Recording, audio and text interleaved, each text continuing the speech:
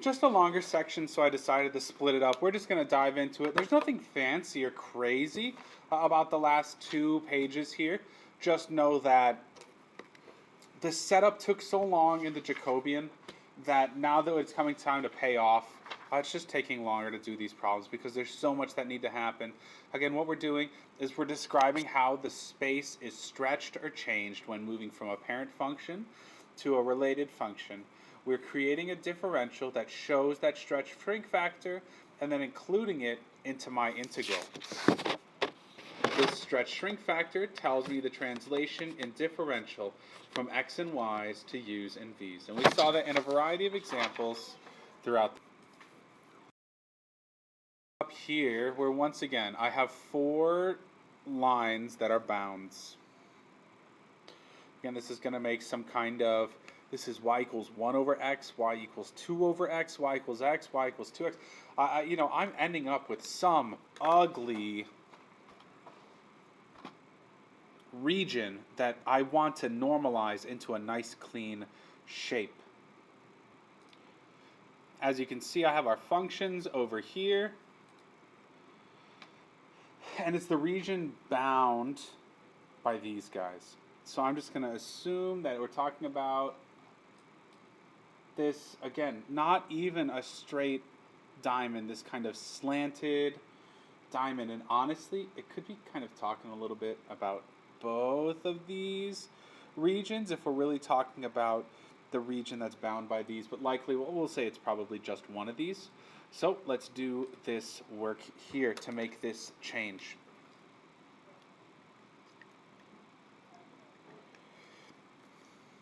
So if xy equals 1, that means u over v times v equals 1. That means u equals 1. The same thing with the second one, xy equals 2, is going to mean that x being uv times v equals 2, so that's going to give me u equals 2. Now I have bounds on u, but as it comes to these other ones, it does not work out as clean. Let's watch how this is. This is 3. Right, I don't have to worry about u anymore. U is bounded between 1 and 2. I need to focus on going and finding v. So when I plug these in, I've got v equals u over v, which means v squared equals u. That means v equals square root u. And then over here, where v equals 2u over v, that means v squared equals 2u. That means v equals rad 2u. And those are my bounds for v. Like I said, v could be bound by functions. Square root u is less than or equal to v, which is less than or equal to 2u. And honestly, with these square roots, the plus minus that I'm kind of obscuring probably gives me that second region. Right, the pluses probably give me this region, and if I double it, probably that region. So in this case, I'm going to double my solution because there's 2 regions, but you don't, sorry, I was not expecting this to double up because I really hadn't, I only visualized it. I guess I didn't graph it and realize there would be 2 regions. So we're going to double our solution and just keep one set of bounds instead of plus, plus, minus, minus. It's a little bit messy. Let's do our Jacobian as well before we run away. And my Jacobian is going to be du, dv. A little tricky on that one. Du, dv. And so my Jacobian is 1 over v. So that's part of my translation. Remember with me, where this would be the double integral xy squared dy dx. That's the shift. The shift comes here. Here's my double integral. I'm going to write my bounds on this first one. I'm going to leave the u on the outer bound because it's a constant, a v on the inner bound because it's bound by functions.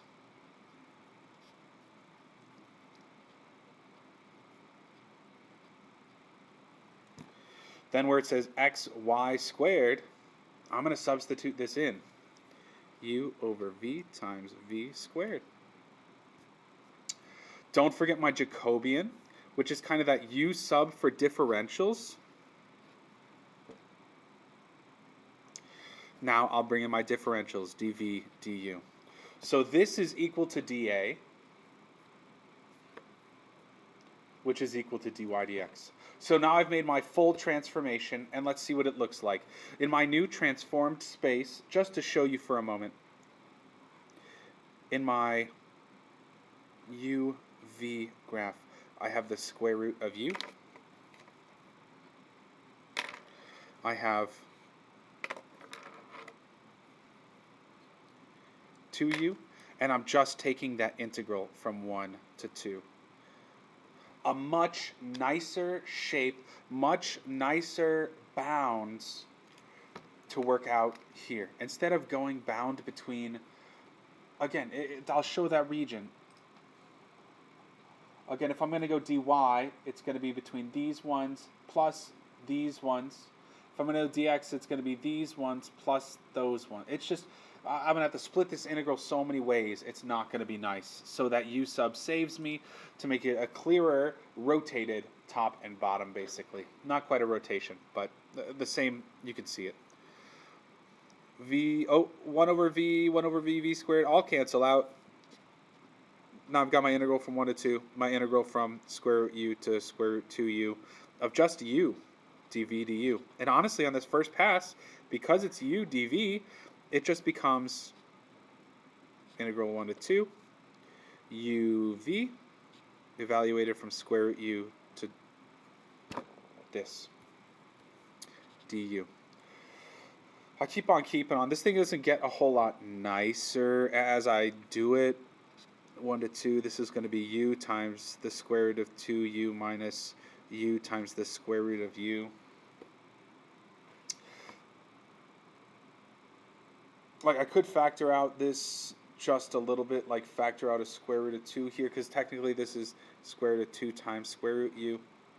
So I'll do that on my next step. 1 to 2, rad 2 minus 1 times u rad u, which is actually just u to the 3 halves. So let me do one more simplification step before I finish up this integral. I'm going to pull out the constant. I'm going to call this u to the 3 halves and finish this up. 2/5 u to the 5 halves from 1 to 2. Woo. And again, it's not nice. Like, this is 2.5. So a little bit of algebra here. I don't know how strong you are with your exponents, your rational exponents especially, but this is 2.5. So 2 to the power 2.5 is 2.5 minus 1. I could FOIL these out and kind of multiply them and make them a little bit nicer. It does simplify down just a little bit if you wanted to take it that next step. Eventually you could get this down to be 18 over 5 minus 2 rad 2, but it's not particularly nice. I'd be pretty happy with this. FOIL if you want to, distribute if you want to, but it does work out. On to the next one, the last challenging one. I have this trapezoid. I have this integrand, and I know I want to do a u sub, I know I want to do a uv sub, but it's just not quite set up. Like, I don't know, x equals what, or y equals what.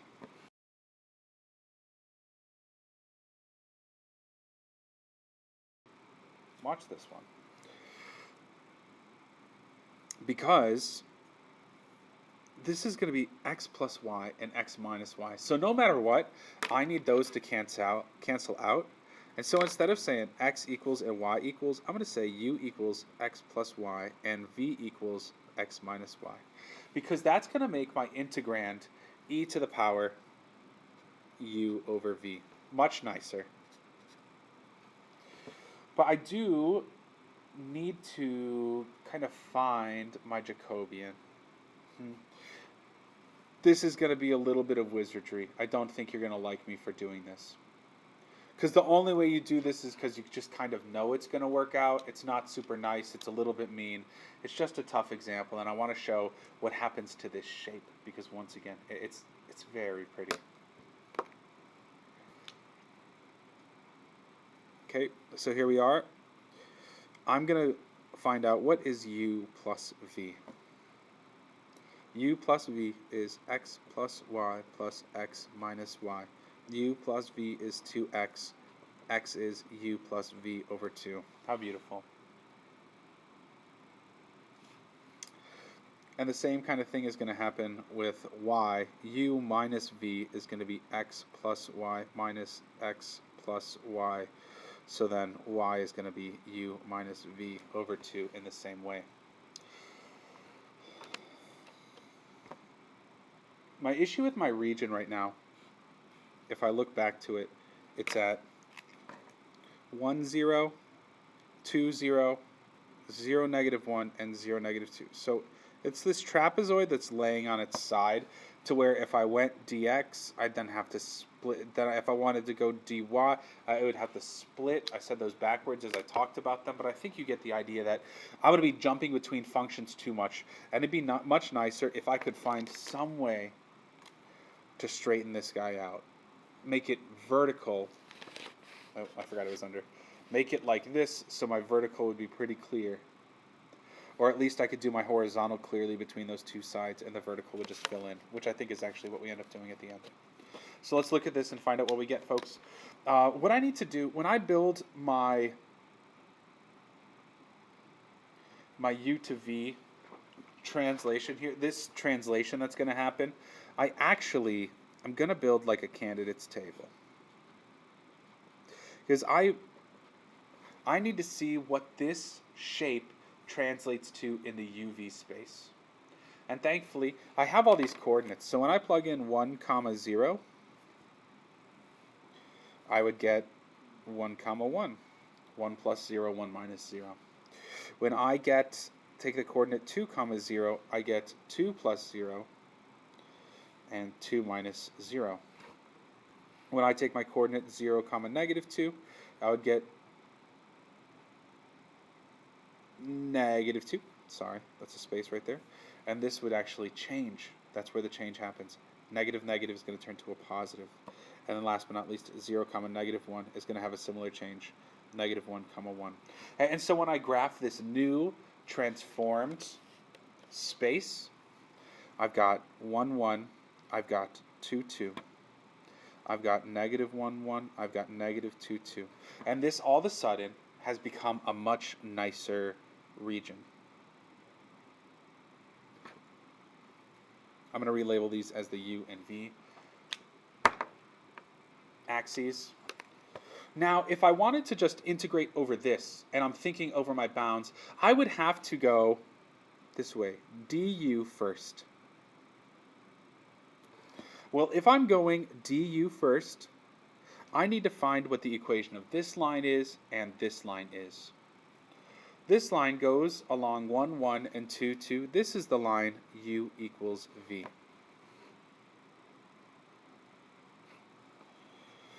Typically, if we were to write y equals x, I'd write v equals u. Sorry, I want to stay with that. This is the opposite. V equals negative u.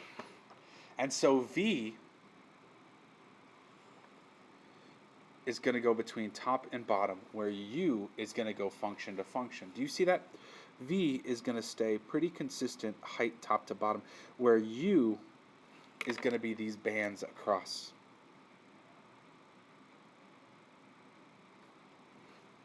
So when I set up my bounds here, u is going to be bound between the line v on the top and the line negative v on the bottom. And v is going to be bound at 1 on the bottom and 2 on the top.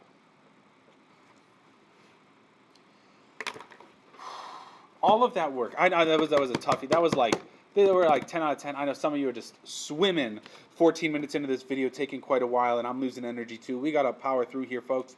I don't even have my Jacobian set up to translate dA over here. I just spent all this time making a nice region. But that's the point of this.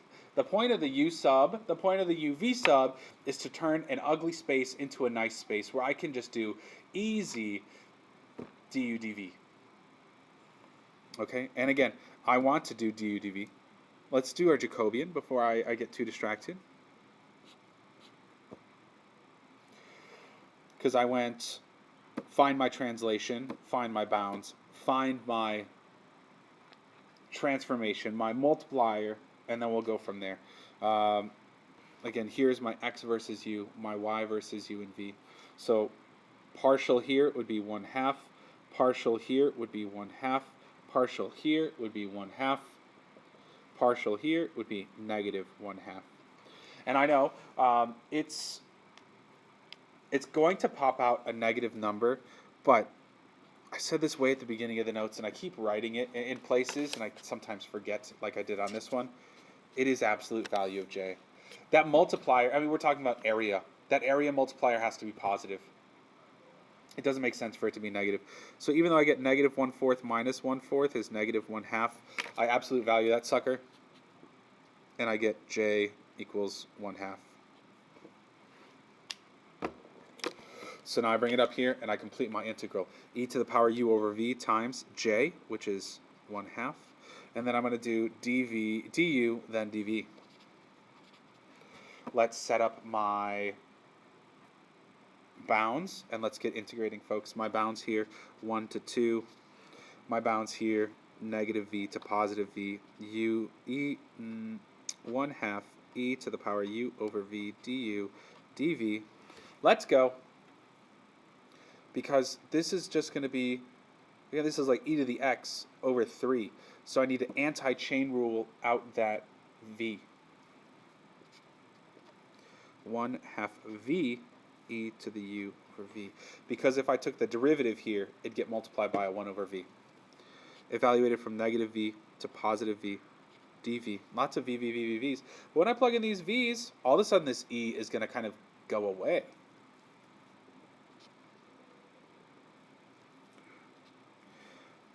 E to the v over v is just e. E to the -v over v is e to the -1. And this is washing out to be a constant. This is washing out to be a constant. I could write this 1/2 e to the e minus 1 integral of v dv. And I'll just keep on with that same energy.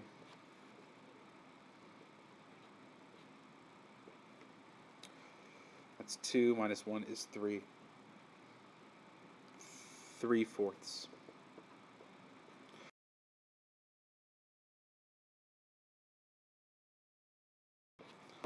Woo! Golly, and I even said it's a double region. So in some universe, if you wanted the, oh wait, that was back here. I'm taking crazy pills. I'm taking crazy pills. Oh my god, that would have been double region up here. But let's pretend we forgot about that because we did. The biggest, baddest, most delicious thing. The proof for why we throw in a rho squared sine phi RFT d rho d phi d theta. Why is this? Because of this beautiful Jacobian we're about to set up. Again, we're going to go d rho, d phi, d theta, d rho, d phi, d theta, d rho, d phi, d theta. And I need to remember these three things. And now we're just going to run, folks. Because there's no reason for me to slow down on this one.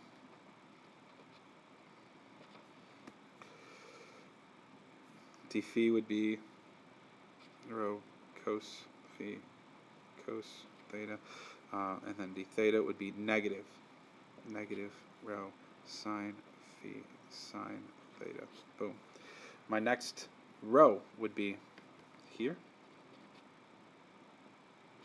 Honestly, you could just sit back and relax and enjoy this one. Just listen to my wonderful voice describe the calculus of the universe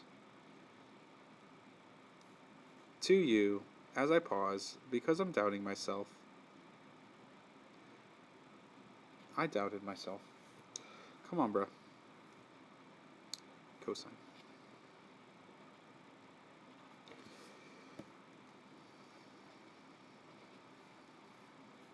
Now, if you were to do this, like if you were to use some AI to do this for you, they would totally cheat and rob you of this. Because they would basically flip this matrix to say, oh, it doesn't matter if you do x, then y, then z, or z, then y, then x. They're going to put this up here in one of the columns, and then they're going to be doing their crossover here. It's cheating. We're not going to cheat on this determinant. I'm determined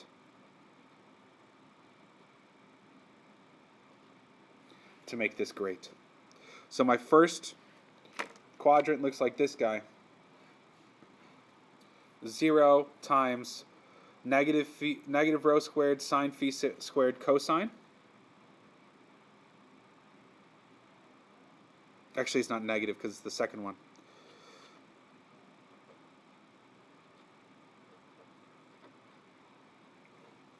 Minus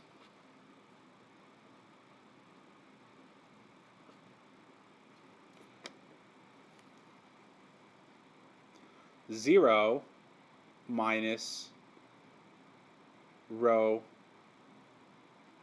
This one's actually really ugly. This one's really ugly because it's going to have sine phi, cosine theta. And it's going to be double negative. Sine phi, cosine theta. And the last one.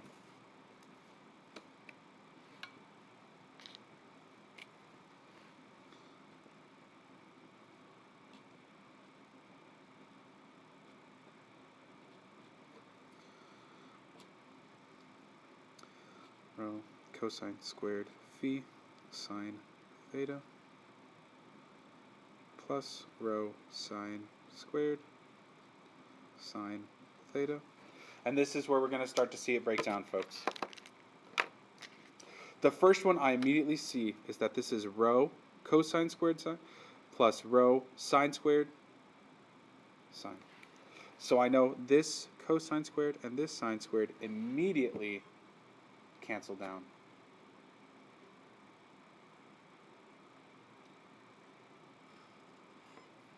Okay. So let's do some distributing out here. Like on my first term, I do not want to make this. I mean, I'm going to make it sine cubed for a moment, I guess. Cosine squared. Plus, negative, plus rho squared, regular sine, cosine squared, cosine squared. And then on the back end, this is now just rho sine theta times this thing.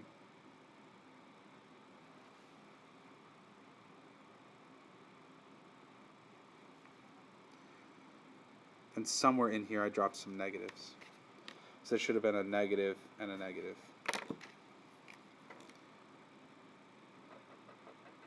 And a negative. So that negative makes a positive. Sine phi sine squared. Can you see it coming together, folks? Do you believe in magic? Well, if I'm thinking in terms of what's in common, I have a rho squared everywhere.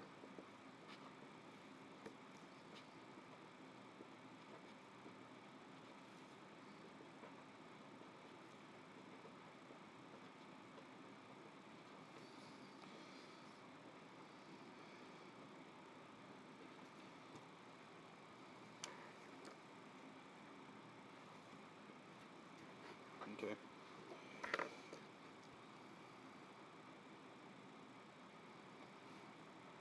I gotta see it. I gotta see it. It's gonna be with this, guys.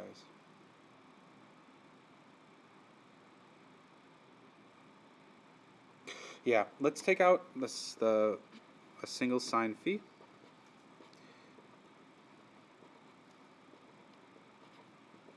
At this point, I think you think I've lost my mind.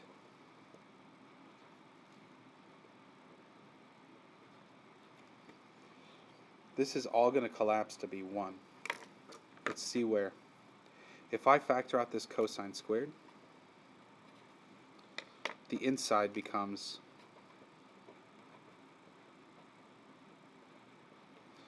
And we know that tends to 1.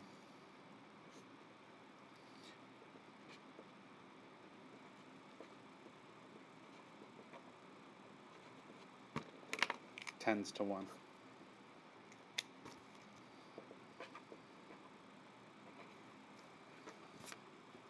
Jacobian.